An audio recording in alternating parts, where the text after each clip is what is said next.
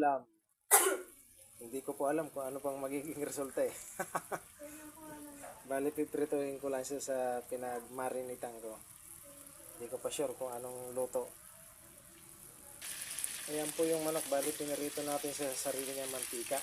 At ito yung ating sangkap. At saka yung cream. At saka mushroom. Bali, ito patsambang luto. Chicken with cream. Okay. Yan po mga boss, tinanggal ko na yung manok. So, dito na natin piprito yung sibuyas bawang. Pipritohin natin yung piprito. Ngayon muna natin medyo toasted na itong sibuyas bawang. Lagay na natin itong manok. Yung mystic oil.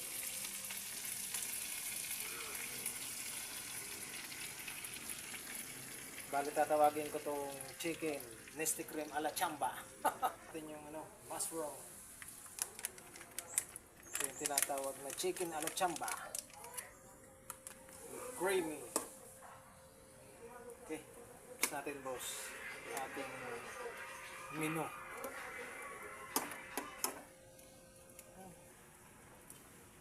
Po, luto na po yung ating chicken with cream a la chamba. Okay na po yan. Big sa po yan. Maraming salamat po sa inyong panonood sa mga silence viewer natin, likers. Thank you. Hanggang dito na ng video. Babus!